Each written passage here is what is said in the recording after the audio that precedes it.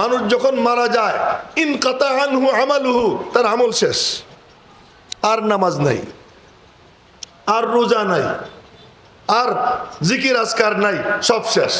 ইল্লা মিন সালাস, তিনটা চলে। কয়টা চলে? তিনটা চালু থাকে। ইল্লা মিন সাদাকাতিন জারিয়া, একটা হলো সদকায়ে জারিয়া, কোনো একটা মসজিদ করে গেল, কোনো একটা মাদ্রাসা করে গেল, কোনো একজন এতিমকে লালন পালন কইরা তাকে সুশিক্ষায় শিক্ষিত করে তাকে দ্বীনের পথে উঠাইয়া চলে গেল, একজন বা দুইজন, যে কয়জন পারে। ইল্লা মিন সাদাকাতিন জারিয়া আও ইলমিন ইউনতাফাউ বিহি, 40 হাদিস লিখে গেল। এই হাদিসের তরজমা লিখে গেল, মানুষ এটা দেখে, পড়ে আর আমল করে। শুধু এইটাই না, সহি দ্বীনের শিক্ষা দিয়ে গেল। এই যে কথার কথা আমি আপনাদের সামনে কথা বলতেছি, এর মধ্যে থেকে যদি 2-4টা আমলের মতো কথা আপনারা নিয়ে যান, আমল করেন, আপনারা আর একজনকে দাওয়াত দেন, আমল করে, ওইটা আপনার জন্য সদকায়ে জারিয়া, আপনার কমবে না, আমার আমল নামায় সদকায়ে জারিয়া হবে। আও ইলমিন ইউনতাফাউ বিহি আও ওয়ালাদিন সালিহিন ইয়াদউ লাহ, অথবা নেক সন্তান যে তার জন্য দোয়া করে, বলে রব্বির হামহুমা কামা রব্বায়ানি সগীরা। আমরা সবাই দোয়া করব, আর হুযায়ফিও দোয়া করবে, উবাইদুর রহমানও দোয়া করবে।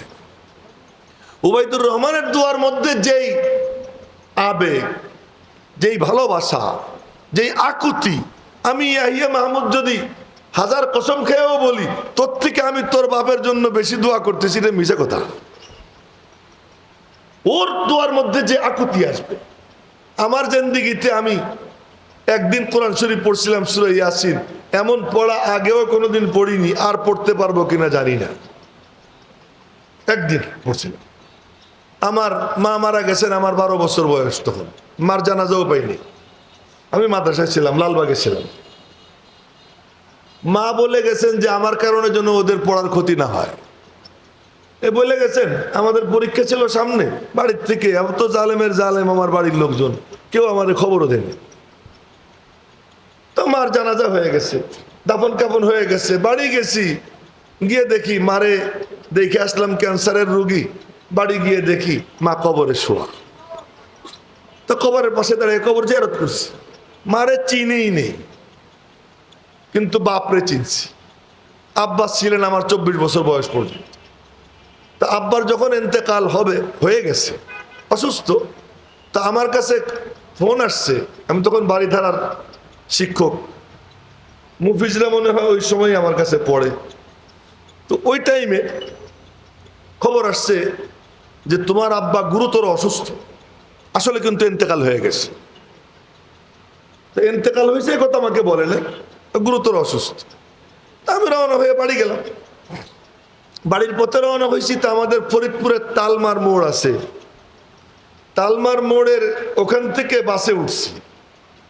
ওখানে দেখি আমার ছোট চাচা, উনিও দূরে ছিলেন, উনিও আসছে। তা আমার ছোট চাচা আমারে ধইরা কান্না শুরু করছেন। তখন আমি বুঝছি অসুস্থ না, মারা গেছেন, তখন বুঝছি। এর আগ পর্যন্ত মনে মনে ভাবছি আব্বা অসুস্থ। তো বাড়ি গেলাম, বাড়ি গিয়ে এক ফোঁটা চোখের পানিও ফেলেনি। সবাইরে সান্ত্বনা দিছি, সান্ত্বনা দিয়া এরপরে জোহরের নামাজের পরে জানাজা হয়েছে, দাফন কাফন হয়েছে। দাফন কাফনের পরে আব্বার কবরের পাশে দাঁড়াইয়া সূরা ইয়াসিন পড়ছিলাম। অমন পড়া আর কোনোদিন পড়িনি, আর এরকম পড়তে পারবো বলে আমি জানি না। ওই দিন পড়ছিলাম। তো ওই যে পড়ছিলাম, ওই পড়তেছি আর এক এক আয়াতের তর্জমার মধ্যে চিন্তা করতেছি, আর ওই চিন্তা করে করে ওই দোয়াও করতেছি, পড়তেছি আর দোয়া করতেছি, পড়তেছি আর দোয়া করতেছি।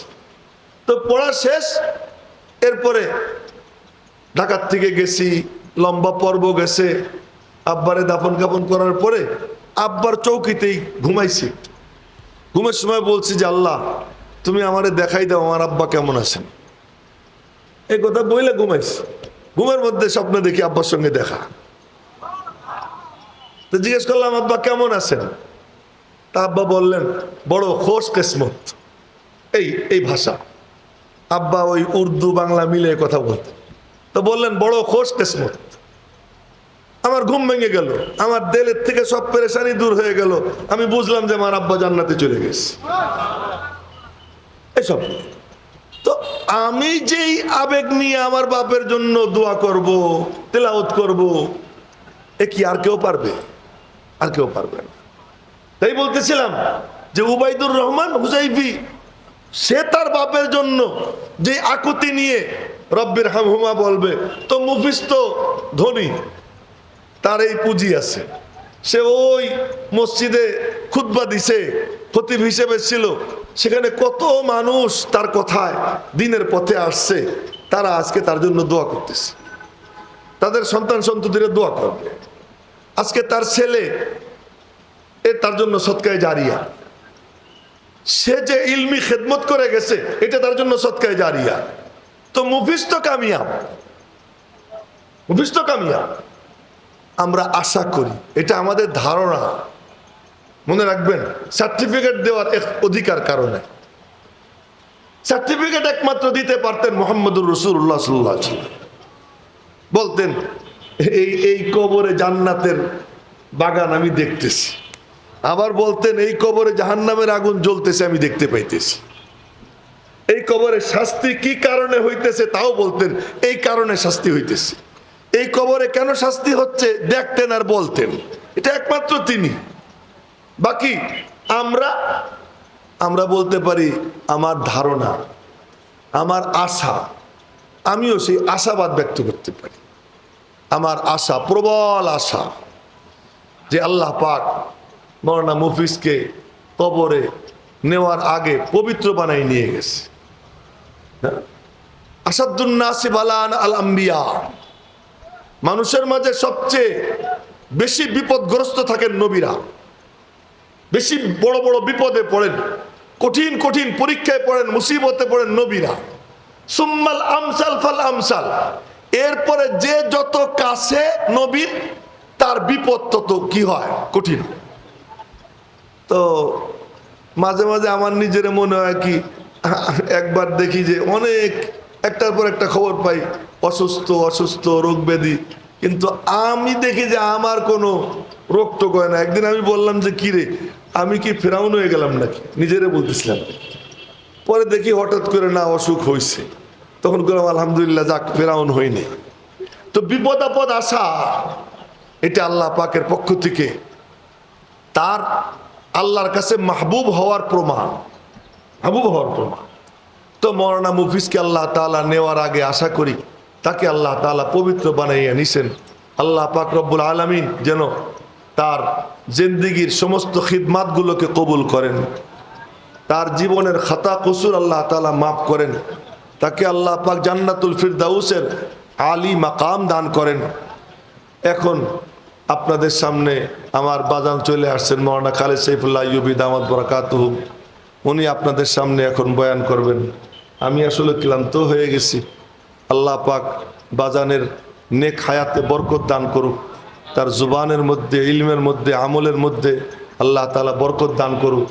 উম্মতকে বেশি বেশি তার দ্বারা আল্লাহ পাক উপকৃত হবার তৌফিক দান করেন, এবং আল্লাহ পাক যেন আমাদের সকলকে সুস্থতার সাথে নেক হায়াত দান করেন, এবং যখন মৌতের সময় হবে ঈমান আর মাগফিরাতের সাথে যেন আল্লাহ পাক আমাদের সকলের মৌত নসিব করেন। আমিন। ওয়া আখিরু দাওয়ানা আলহামদুলিল্লাহি রাব্বিল আলামিন। আসসালামু আলাইকুম ওয়া রাহমাতুল্লাহি ওয়া বারাকাতুহু।